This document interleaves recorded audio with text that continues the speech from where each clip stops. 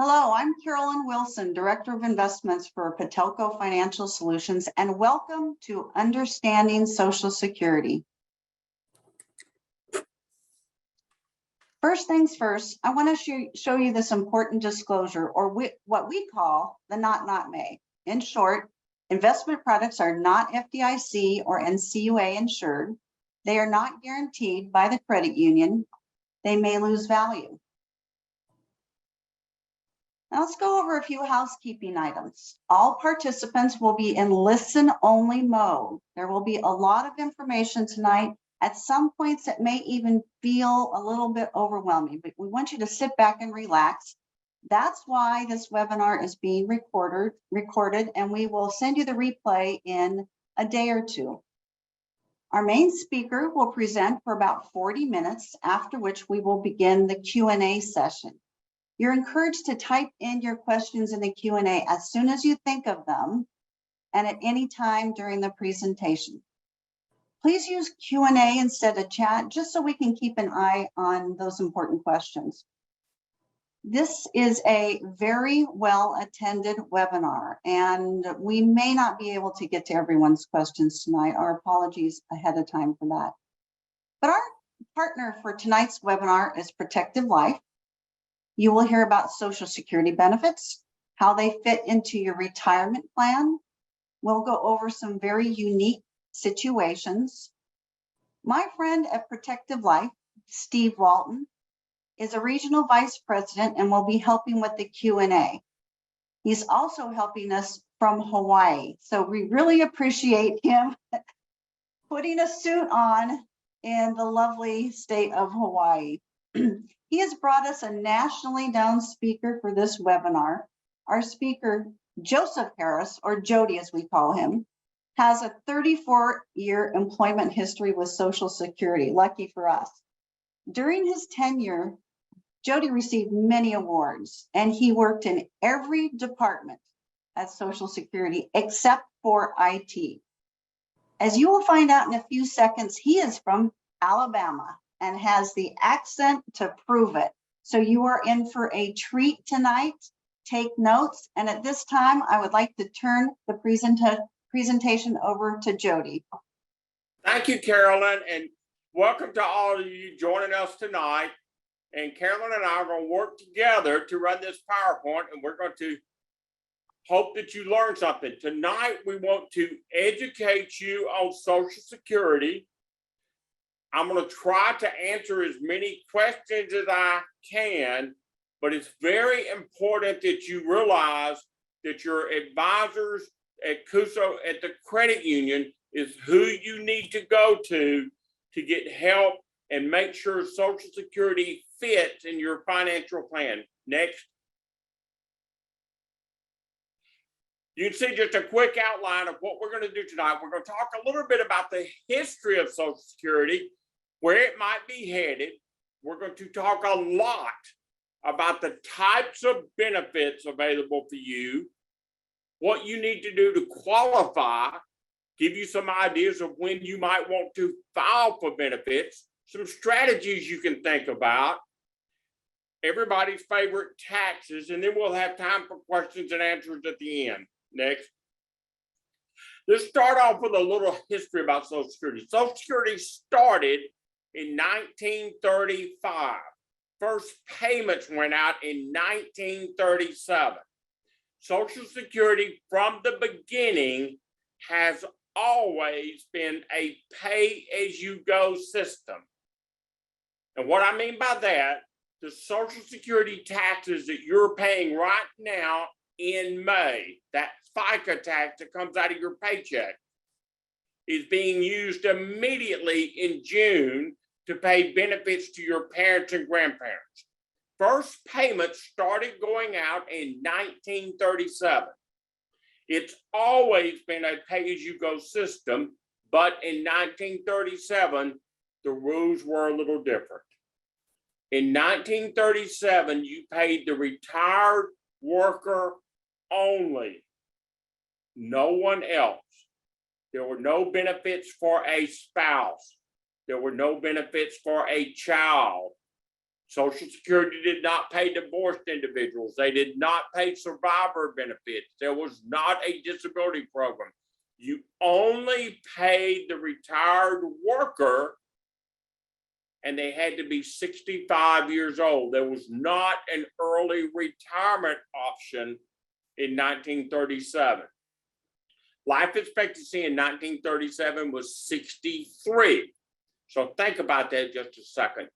You could not get benefits until you were 65, and most workers died before they were 65. The ones that survived only got benefits for 2 or 3 years, and then they died.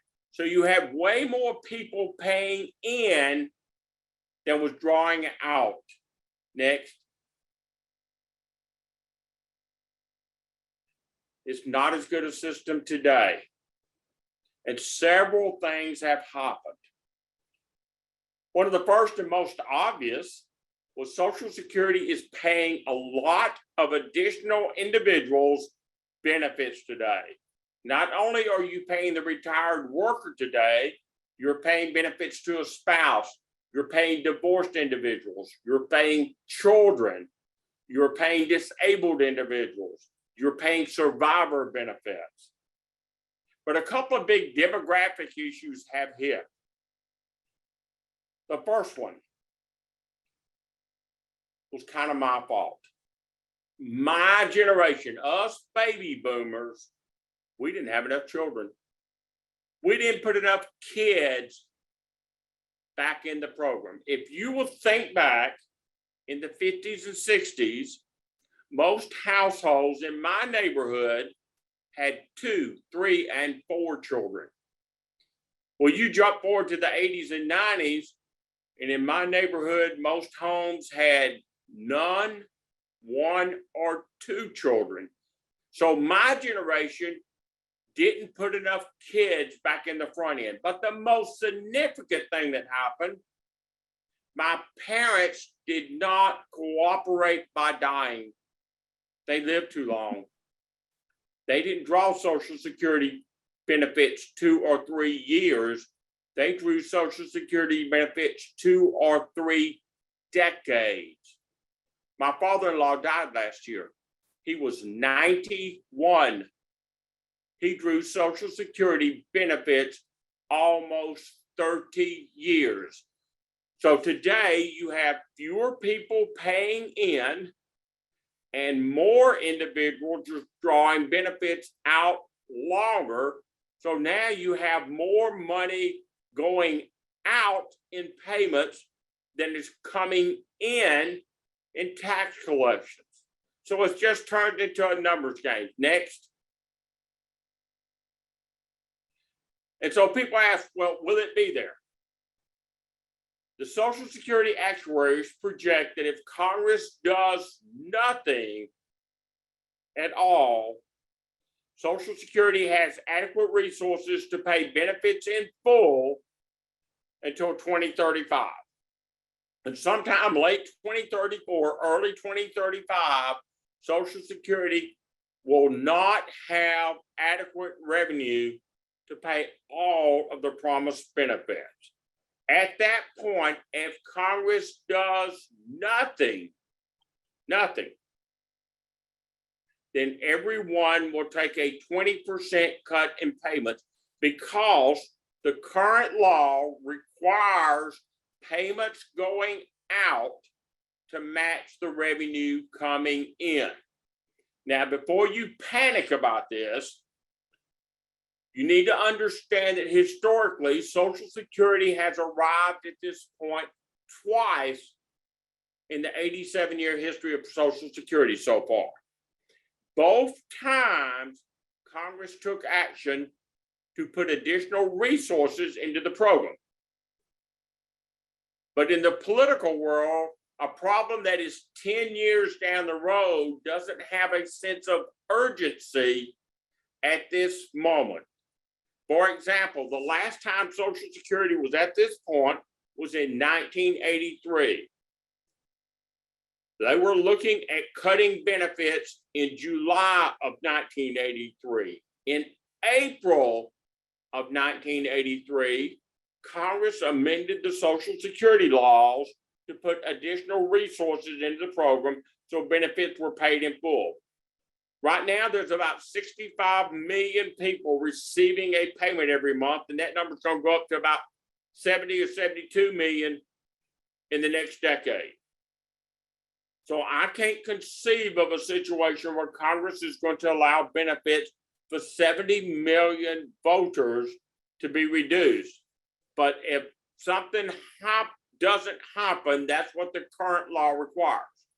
I realize that there's not a sense of urgency at this moment in time, and we're about to enter the election cycle. So I'm not optimistic that there will be any action taken on Social Security in the next 18 months, but they are having conversations now. So I do expect over the next few years for there to be progress made in this area. Next.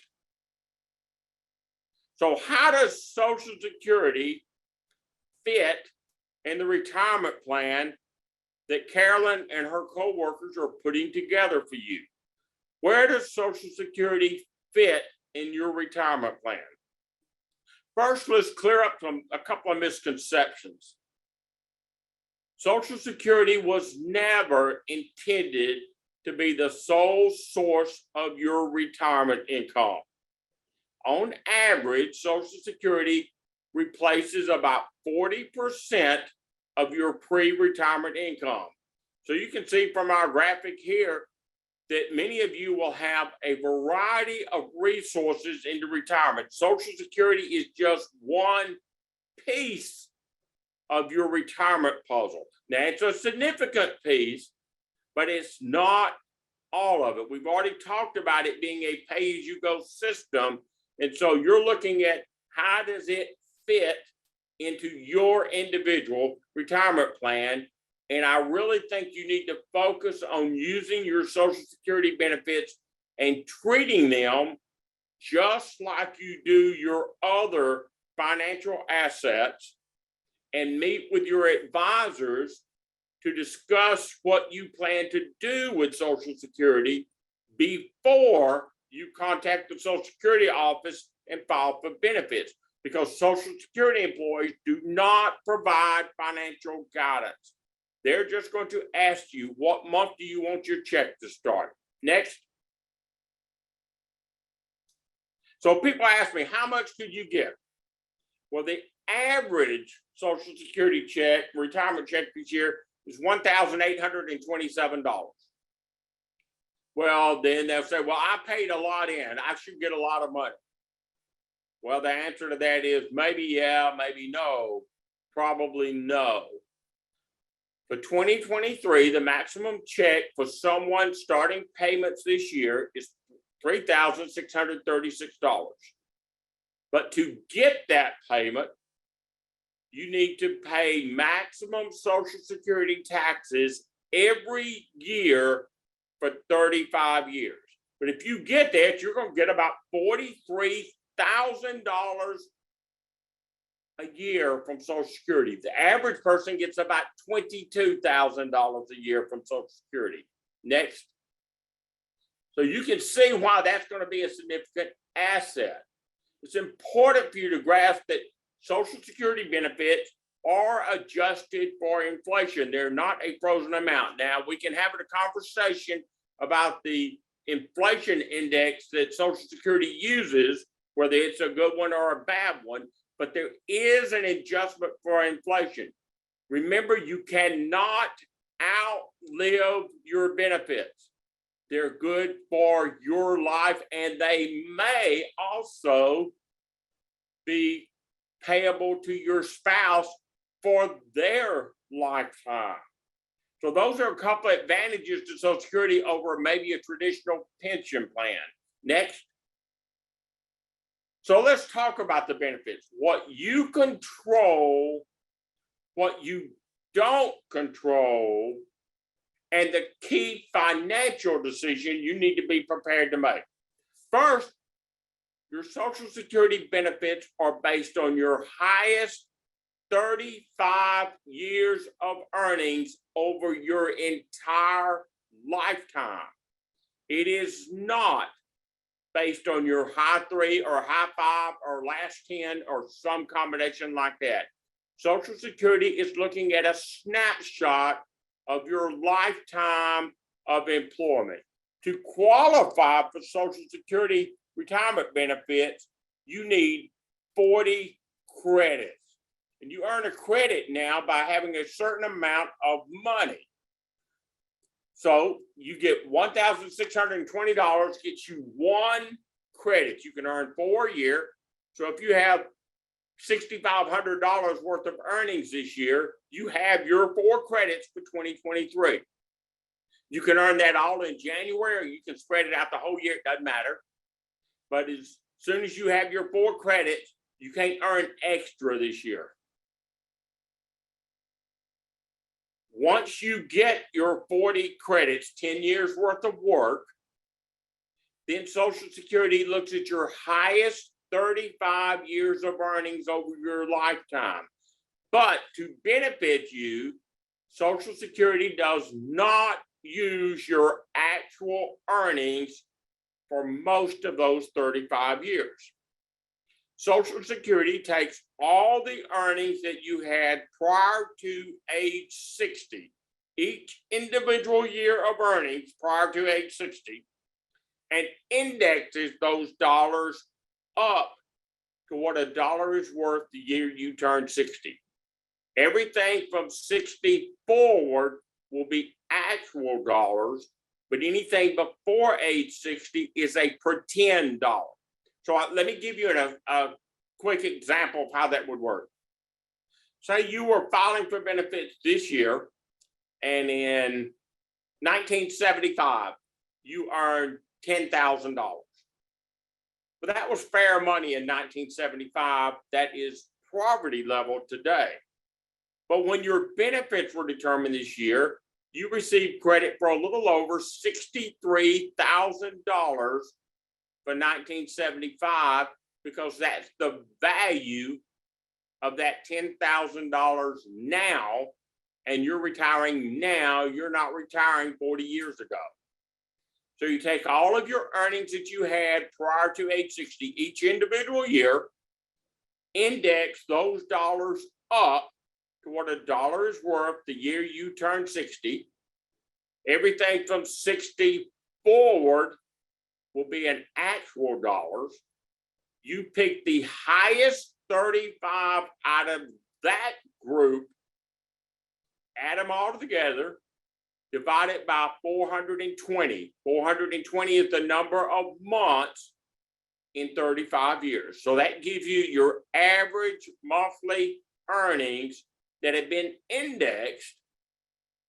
That number goes into a benefit formula, and that gives you your benefit payment at your full retirement age. That's your full retirement benefit. Now remember, you can't control what you worked and earned over 35 years. That has happened. What you can control is when do you start benefits. Next. So how do you find out about your benefits? How do you find out what to anticipate from Social Security? Well, the easiest way is to go online at socialsecurity.gov or ssa.gov and click on My Account. You answer a couple of questions, and you can download your Social Security statement from Social Security's webpage. Or you can call Social Security's 800 number at 1-800-772-1213 and request one. Or if you're 60 or older, you will have one mailed to you if you have not signed up online for information. You need to get your statement every year and review it. When you meet with your advisors, you need to bring your statement with you so they have an idea of what you can expect from Social Security. You know what your needs are in retirement, and you can put together a plan to fill the gap, because you were never intended to live on your Social Security benefits. That's just the base that you're going to build the rest of your retirement on. Next. So when can you get benefits? Well, first, let's talk about full retirement age. full retirement age for people born 1960 or later is 67. If you wait until your full retirement age to start receiving benefits, you receive 100% of your payment. You get it all. If you begin payment before full retirement age, you can start as early as 62, but there is a penalty. Your benefits are reduced a fraction of a percent, but every month you receive a payment early. Every individual month matters. Every individual month matters. Worst case number, if full retirement age is 67 and you start your retirement payments at 62, you will take a 30% cut in benefits. 30%. The closer you get to your full retirement age before you begin payments, the closer you get to your full benefit amount. You can also grow your Social Security retirement payment. If you delay payment past your full retirement age, you can delay it up to age 70 and earn a bonus. The bonus is 2/3 of 1% per month, works out to 8% per year guaranteed. So if full retirement age is 67 and you wait until 70, you would get a 24% bonus. So you're looking at, do I start at 62 with a 30% penalty? Do I wait to 70 with a 24% bonus? Or do I decide on some time in between those two? That's your choice, and that's the key decision you control. Next. So here's a grid that just shows what full retirement has it changed. So a few of you may have been born before 1960, so you can see your full retirement age is a little different, but everybody born 1960 or later, full retirement age now going forward is 67, and there's not currently any suggestions that that's going to be changed. There are no bills or anything pending in Congress that will say we're going to change retirement age. So 67 is the new 65 that you will work for going forward. Next. Here's a simple example that will show you how that works. So say you were due $1,000 at 67. If you started at 62, you'd take that 30% cut. You'd only get 700. Where if you waited to 70, you get a 24% bonus that you get $1,240. You can change your payment amount 76% based on the decision you make. So next. And why is this important? Many people tell me, well, what are you going to do? Well, I'm going to take it quick because I want to get it before they run out of money. Well, they're not going to run out of money. So now you need to be looking long term. A lot of you say, well, my parents did this or my parents did that. Well, your parents' life expectancy was probably less than yours. On average now, someone that's 65 years old is going to live about 20 more years to about 85. But a more interesting statistic, if you're a married couple joining us tonight and you're both 65, there's a 1 in 3 chance that one of you is going to live past 90. So you need to approach Social Security different than your parents and grandparents is. That's why it's so important to meet with your advisors and decide what works best for you in your financial plan. Next. So maybe some things you think about. How's your health? Does your family die at 75? Does your family die at 95? Do you need that money right now to eat? You're taking those checks. Or do you want to use Social Security now and conserve other resources for later? Do you want to let your Social Security benefits grow? Remember, if you wait from 62 to 70, you can grow them 76% and use your other resources now. Are you still working? That matters. Are there other individuals that could get payment off of your record? Is there a child or a spouse? Can you get a payment somewhere else? There's a lot of moving parts. Are you still working? If so, how much are you earning? That could impact benefits. So a lot of things to think about, and you need to spend time with your advisor and work your way through this and make sure you understand what you want to do and why you want to do it. Next. So you've decided now you're going to file for benefits. We're going to talk about spouse benefits, divorce benefits, and then we're going to talk some about survivor benefits. Next. When you get ready to file for benefits, you will be asked a series of questions to help you understand, are there other people that can get payments off of your record, or could you get a payment somewhere else? So the first question you're asked is, are you married? Social Security is looking to see, is there a spouse?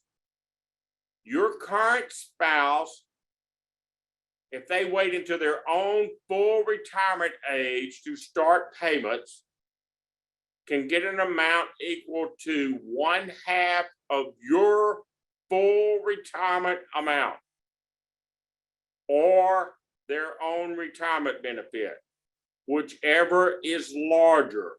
They do not get both. They get the one that's larger. But notice what I did not say. I did not say they get half of your payment. You get your retirement payment.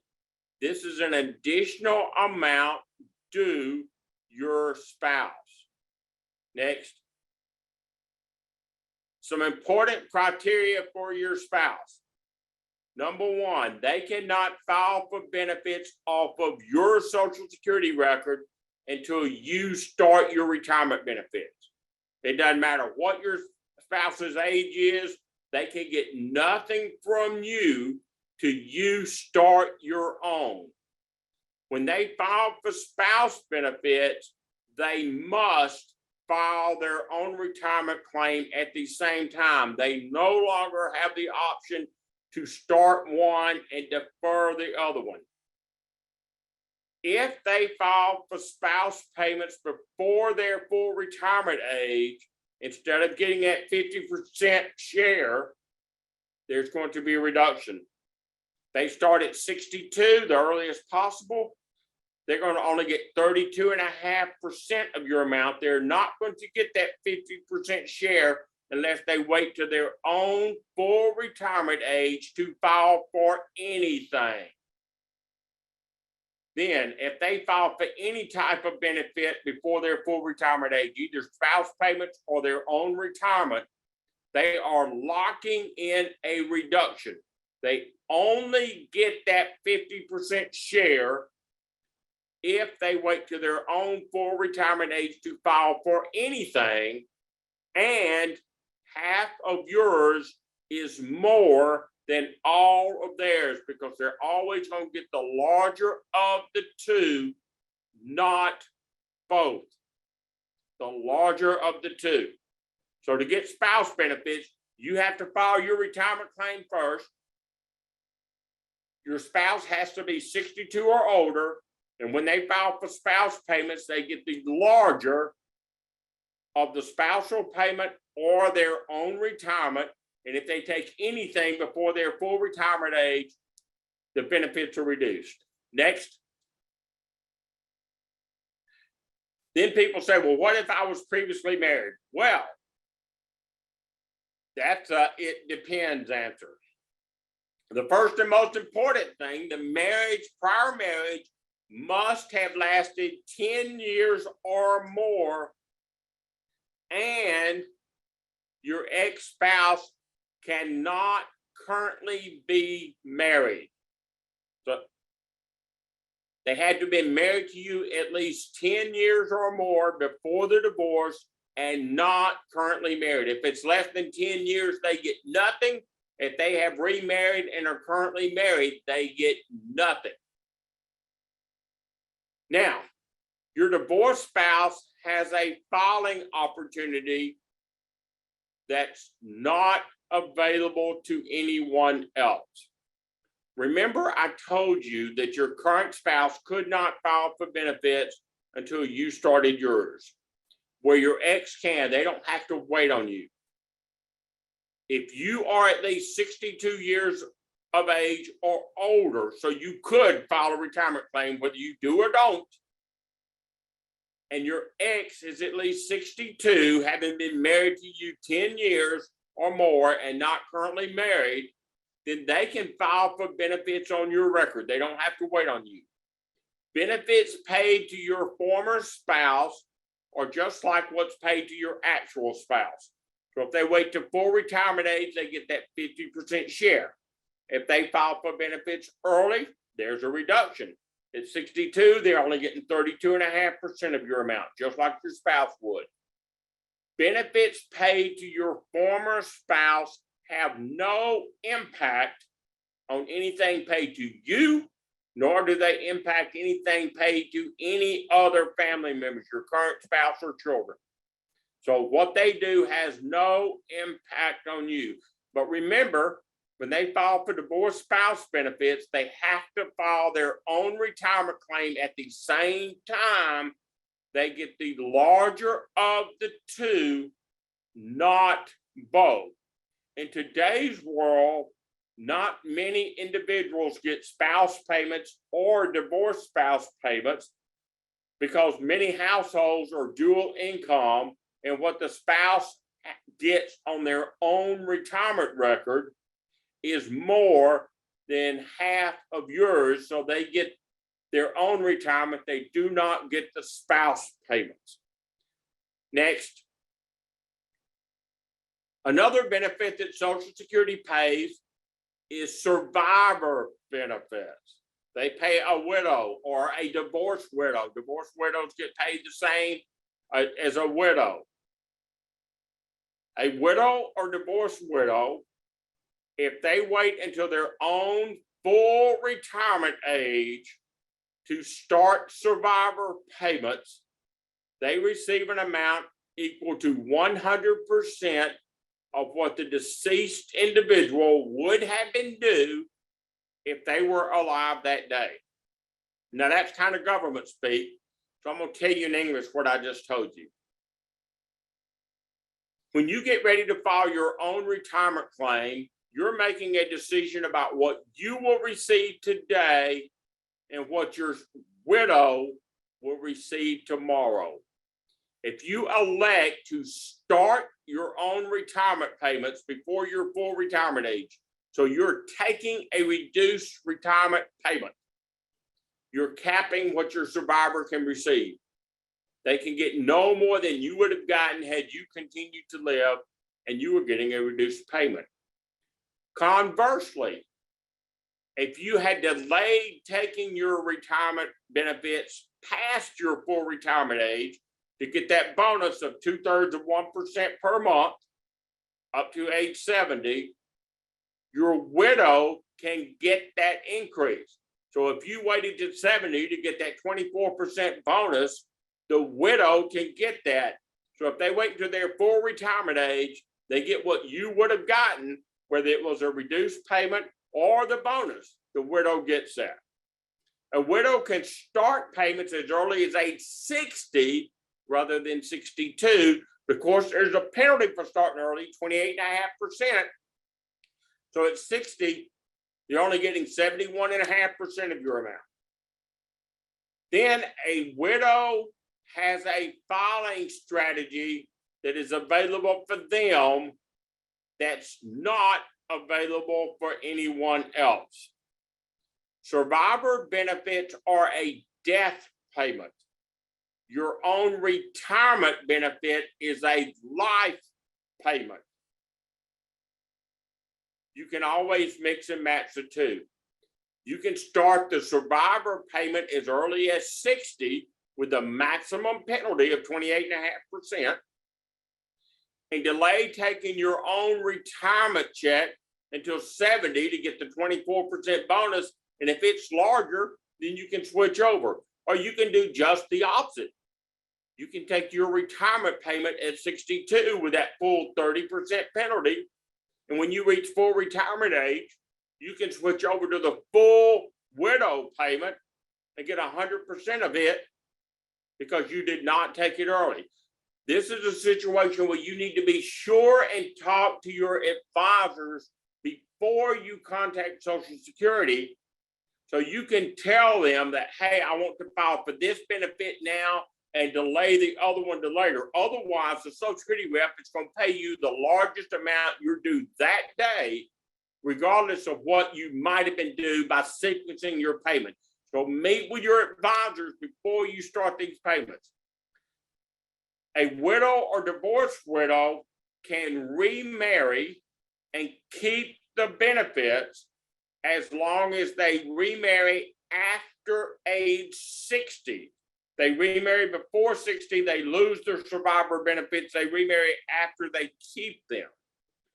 Also, it's important to note that if you are a younger widow, 50, 52, 57 years old, and you don't have any children in your care under 16 or any disabled children, there are no survivor benefits due you until age 60 unless you are disabled. If you're disabled, you can get them at 50. But if there's no children under 16 and no disabilities involved, the earliest you can get a payment is at age 60. So you need to have a plan in case there's an unexpected early death. Then for married couples, when one of you dies, and it doesn't matter, when both of you receiving Social Security payments, one of you dies, the larger payment continues, the smaller payment stops. So you either get your own retirement or the survivor payment, whichever is larger. You do not get both. My cousin was confused about that. When her husband died, she said, well, I'm going to be fine. I'll get his survivor payment and my own retirement. And I thought, no, I told her, I said, no, that's not how it works. So she was looking at an unexpected loss of income, and you need to have a plan for that. Next. Then, some of you may have worked for government agencies that did not participate in Social Security. There's two provisions that impact you. And this is people that qualify for a pension from a government agency, but they did not have Social Security taxes withheld from their paycheck. They may not be eligible for Social Security benefits or eligible in full. The first provision is bad. The second one is awful. So next, we're going to start with the bad one, the windfall elimination provision. You'll see the abbreviated WEP, W-E-P. That's for individuals that work for a government agency, did not participate in Social Security, qualify for a government pension, and they have at least 10 years of work under Social Security, so they qualify for Social Security retirement payment. That payment is determined using a modified formula that can reduce their payment up to $557 per month, but you still get something from your Social Security retirement record. That's the bad one.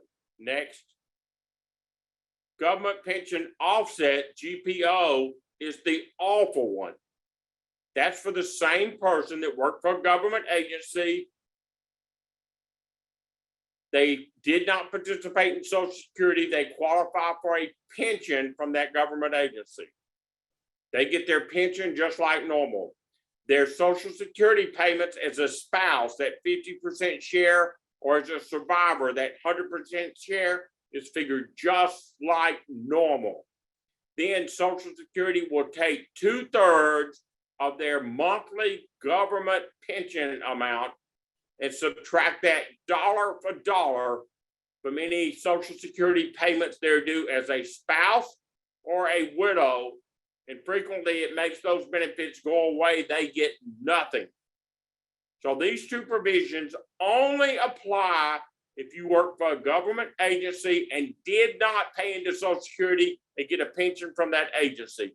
If you paid into Social Security, you get your full Social Security as well as your pension with no offsets. Next. Then someone who works, if you have not reached your full retirement age and you are receiving any type of Social Security payments, there are restrictions on your earned income from employment. It must be employment income. That's the only income that counts. Income from other sources has no impact. Next. The limit this year is $21,240. If you go over that, you lose $1 in Social Security payments for every $2 you go over. So if you're receiving Social Security benefits of any type, retirement payments, spouse payments, survivor payments, children, any type, and you have not reached your full retirement age and you are working, depending on how much you earn and how much your Social Security payment is, you could get all of your benefits, some of your benefits, or none of your benefits until you reach full retirement age. Once you reach full retirement age, the work restrictions go away. There are no restrictions after you reach your full retirement age. You may work and earn as much as you wish and get your Social Security payments every month. Next. Then many of you will owe federal income tax on a portion of your Social Security benefits. So you remember that your wages are taxed by that FICA tax while you are working to fund Social Security. Once you start receiving Social Security payments, you could have a federal income tax liability on a portion of those Social Security benefits. Next. And I'm not the tax expert. You need to get with Carolyn and your advisors to see how this is going to fit in for you. Next. But you're looking at provisional income. And you get that number. You count all your income from wages, self-employment, pensions, investments. Basically, that's your adjusted gross on your federal income tax. Then you add in non-reportable income like taxes and bonds, plus other exclusions. So maybe you get income from a foreign employer, plus half of your Social Security benefits, plus half of your spouse's Social Security benefits. Next. And then you look at your number. If it's 32,000 or higher for someone filing joint or 25,000 for someone filing single, then you have a federal tax liability on a portion of your Social Security benefits. It's greater than 44,000 for joint or 34,000 for single, then you owe federal income tax on 85% of your Social Security benefits received. They are taxed as ordinary income in whatever tax bracket you fall into. You will get a 1099 from Social Security each year, and you will need to consider this amount when you go and file your federal income tax. Next. Okay, so now we've talked a lot about benefits. So when and where to file. You can file in person in your local office. You can call and make an appointment to do it over the phone, or you can go to socialsecurity.gov and file online. You cannot file online for survivor benefits. If you're filing for survivor benefits, you need to call and make an appointment to either go into an office or talk to someone. They need to discuss some options with you. Next. So remember, Social Security is just one piece of your retirement picture. You'll have investments, you'll have annuities, you'll have life insurance, you'll have pensions, you'll have savings. Some of you will still be working. You're going to have resources coming from a variety of areas. It's very important that you meet with your advisors before you contact Social Security so you can make a good financial decision and have a very successful retirement. Next. So while Carolyn's getting some questions together that's coming in the chat box, we've already gotten a couple, and so I want to go over them. The first one is an individual is living overseas in France. They wanted to know about how to get their Social Security benefits. They're eligible for Social Security benefits from the United States. Living in France has no impact.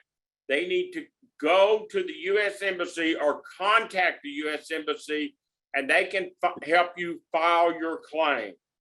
So you need to go through the embassy. Another question that came up was, what does Social Security do with same-sex marriage or domestic partners? Well, Social Security recognizes same-sex marriage just like every other state or most other states. And domestic partners, as long as the state recognizes it. And they also recognize common law if the state recognizes common law. Not many states recognize common law anymore, but all these are treated just like they were a marriage license between a husband and a wife. And and somebody asked about the future. We've already talked some about the future, but let me just give you a quick note. Congress will need to do something in the next decade so Social Security is fully funded, and the actuaries like to look out and do a 75-year projection. You need to pay attention to what is proposed in Congress to see if it will affect you. But many individuals, if they do what they've done in the past and make changes, it does not affect anyone currently receiving benefits. And the last time when they changed the age retirement, it did not affect anyone near term within 18 years of retirement. So just on the future, you need to pay attention to what's brought up in Congress. And there's a lot of different ideas, but just to see what's going to happen. So Carolyn, do you have any others that might be I have I have about 40 more questions. So well, we'll see what we can do. I told you that this was going to be a well-attended webinar. A lot of questions out, a lot of good ones. Here's one right here. I retired from the county of Marin. They did not contribute to Social Security. Will my Social Security that I earn from other jobs be reduced? Yes. Oh. If you're receiving a pension from that government agency where you did not pay into Social Security, your Social Security retirement check will be reduced at $557 a month. Ooh. Yes. Okay. Okay. All right. If you're waiting until 70 to collect Social Security, when should you apply to receive benefits? Does it make a difference when you are born, say late in the month or early in the month? It doesn't make any difference. You should file 3 months before the month of your 70th birthday. Okay. And that answer fits anytime. You should file 3 months before you want your payments to begin. Okay. And Steve, I'm getting a lot of questions of, is Social Security enough? So actually, let me back up a little bit because we have gotten some questions about whether or not this was recorded. Yes, it is recorded. And we are going to be sending you an email tomorrow with the entire webinar. And actually, my friend and colleague Veronica Dangerfield has also dropped in a link there for financial advisors and at Patelco and how to contact them in our webpage. So, but Steve, this is a question for you because I believe that you have a solution for this. What if Social Security isn't enough? I want a guaranteed amount each month that is more for Social Security. Well, and I hear that from a lot of people. So it's important to get with your advisor because a lot of retirees want at least a portion of their retirement income guaranteed for life. Protective has several different solutions, whether they're fixed or indexed or variable. We've got a lot of different solutions that will give you lifetime income. So you know what that number is, and it will last as long as you do. And it's important for people on this webinar to understand that you need to be honest with your financial advisor, whoever you pick. about your risk tolerance. Steve talked a little bit about fixed, or there's things that we call that are variable that could be exposed to the market. It's important that you talk to your financial advisor about those things. It really is. If you have no tolerance for risk, you don't like volatility at all, Protective has a really strong income annuity that has no volatility, 100% safe and secure, can't lose a dime. If you would like a little bit of market upswing and you can tolerate a little back and forth, we have another solution that will provide that guaranteed lifetime income forever. If you believe in equities, you believe that the market over the long haul is going to perform, a variable annuity with lifetime income may be your best solution, because equities over time will outperform. It will give you a greater chance for leaving a legacy to your loved ones and growing that pot of money before you start to take income from it. But your advisor can help you figure out, are you more of an indexed person? Are you more of a fixed person? Is variable a good solution for you? It's really important to get with your Patelco advisor to figure out which solution best suits your needs so you make a solid plan going forward. Okay. I'm going to come back to you, Steve, because I think I have another one for you later, but let's get to a couple more here. Jody, let's see, this is from Yvonne. I've been married and divorced twice, currently single, married to husband number one for 17 years. Am I eligible to collect from his Social Security?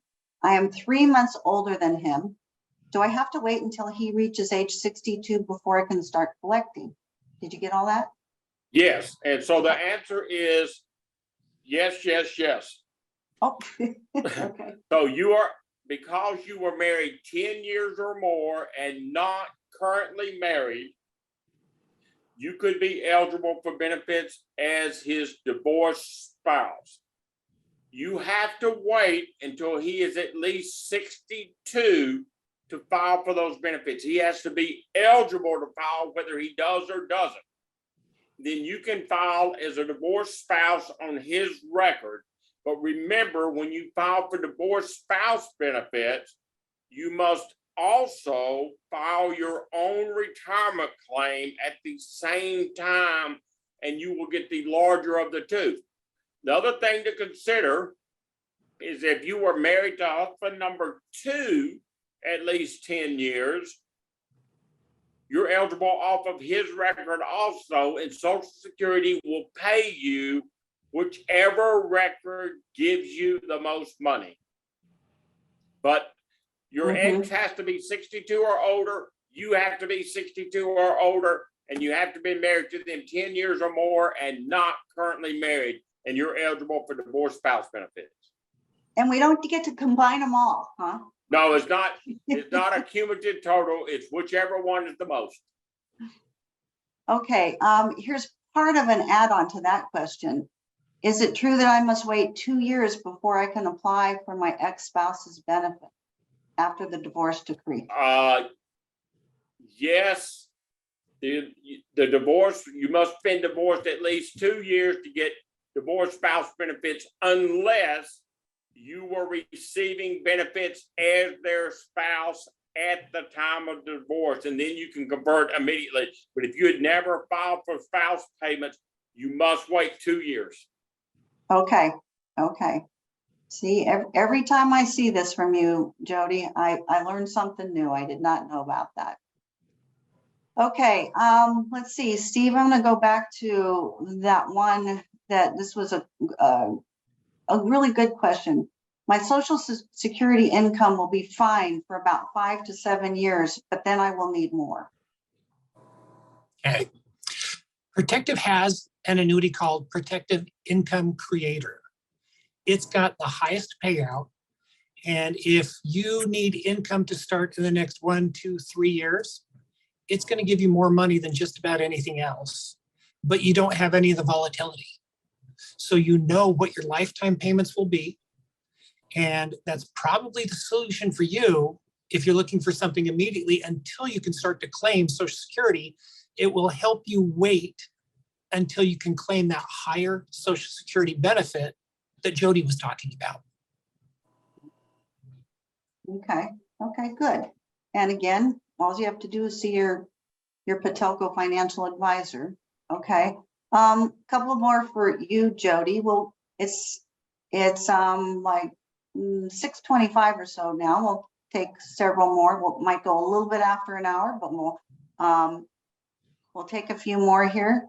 Hello, I thought spousal benefits are no longer available if both are living and my spouse can apply for my Social Security benefit.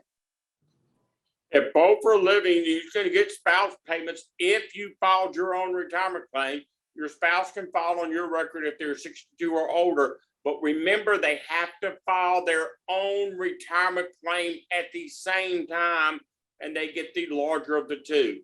In today's environment, less than 4% of the population receives spouse payments because their own retirement benefit is more than they were due as a spouse. But you can certainly get the spouse payments if they are the higher amount. Okay. This is a good one. I am working and paying Social Security. It will never match my husband's Social Security. Should I stop paying it? You can't stop paying it. As long as you are working, you are required to pay into Social Security.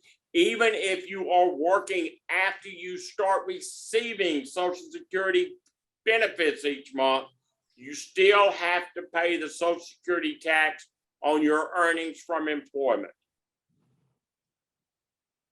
Okay, can't get around it.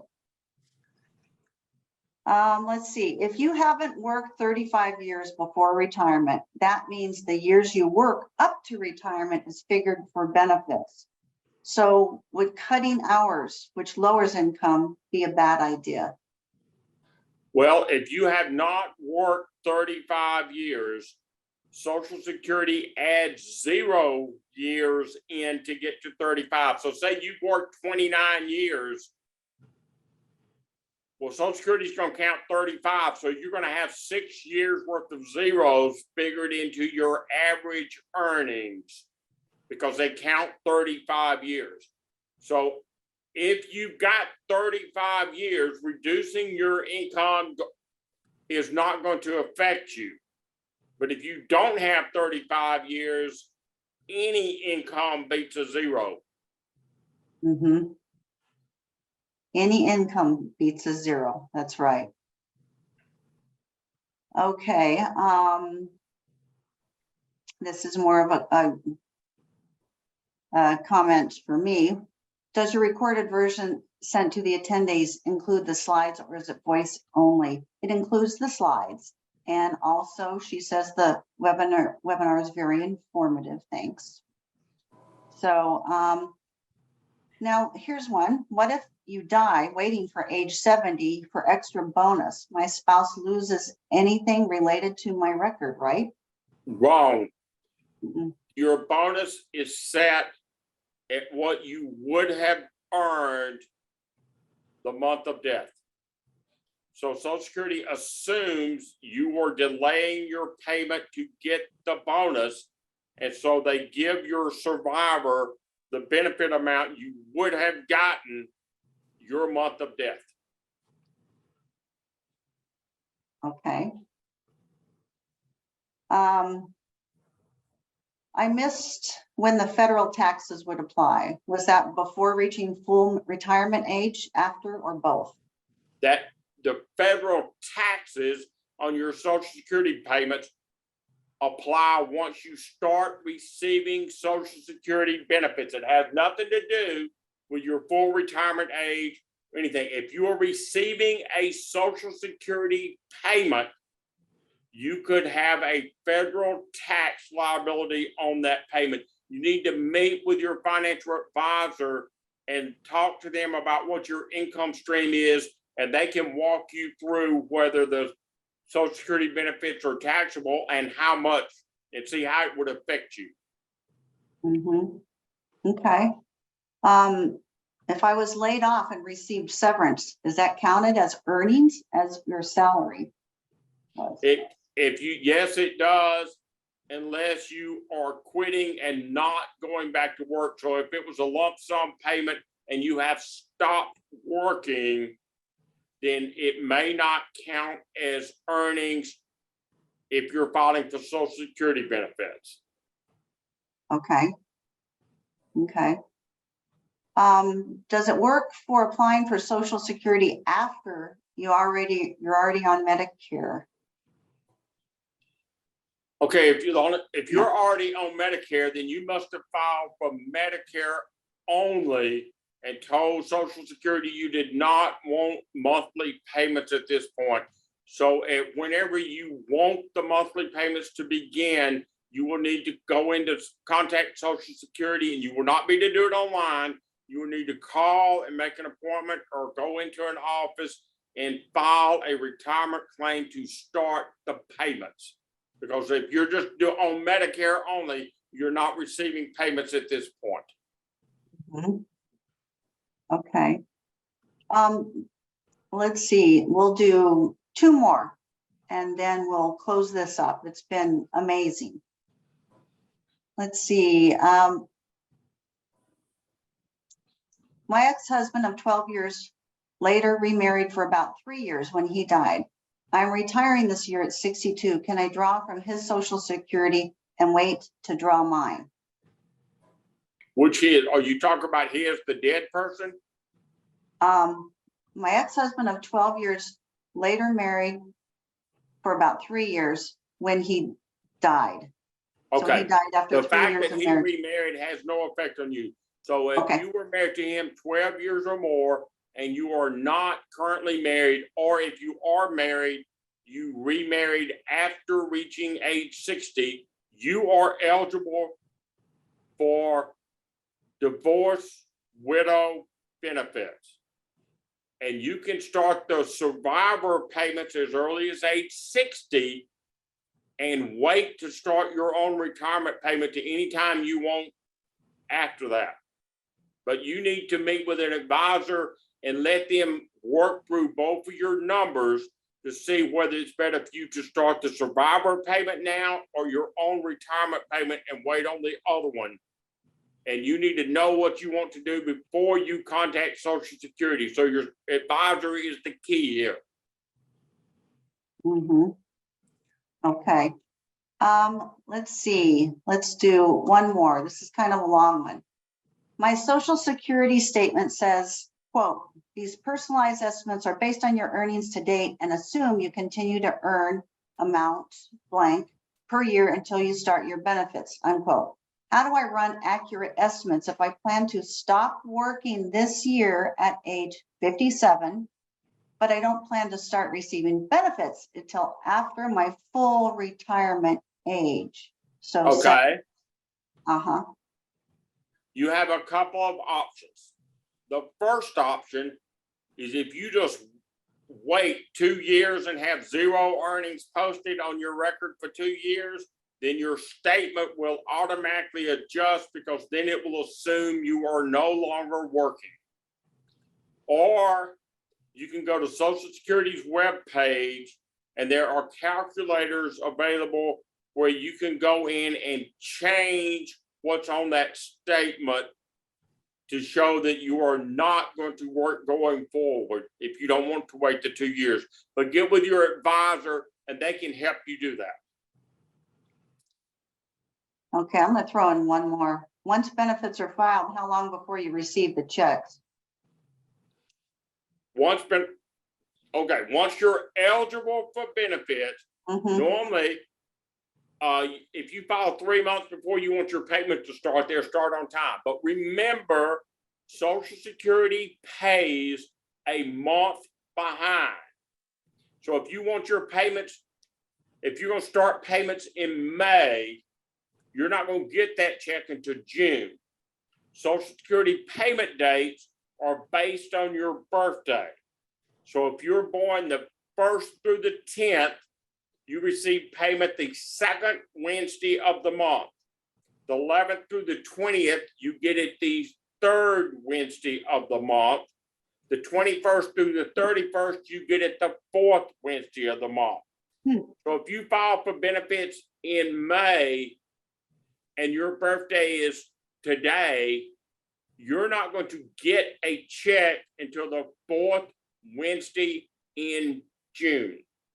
So just be aware that Social Security pays a month behind. Okay, okay, very good. It is 6:35 now. We are going to wrap this up. Jody, amazing. Thank Again, you. I've seen you probably 10 times in the 20 or 30 years that I've been following Social Security. And every time I learn a couple of things. Steve Walton, I appreciate everything that you do for our team, our credit union members, our clients, everything. And thank you so much for bringing Jody to us and sponsoring this event. And Veronica, love you so much. Thank you for holding us up and working things in the background there. But as Jody and Steve mentioned throughout the presentation, most people will need advice when they're investing. So we do have 11 financial advisors that can help you to make those decisions. And they can help you with the tax advantaged income, retirement planning, retirement income, like we talked a lot about, 401k, IRA rollovers, financial planning, life insurance, long-term care, wealth transfer. And they are available to meet with you 3 ways: in person, over the phone, and Zoom. And by the way, our financial advisors have an encrypted version of Zoom, so you don't have to worry about it. It's for your online protection. So Veronica dropped that link in our chat area, so you can locate a financial advisor in the branch nearest you, or contact me directly. Either way, please let me know what branch that you usually go to so I can direct you in the right way, but phone or email is fine. And then lastly, on behalf of Jody, Steve, Veronica, myself, and the entire Patelco team, we thank you for attending tonight's webinar. Please check our website and join us for more webinars in the future. And remember, wherever you are in your financial journey, Patelco is here for you. Thank you very much and good night.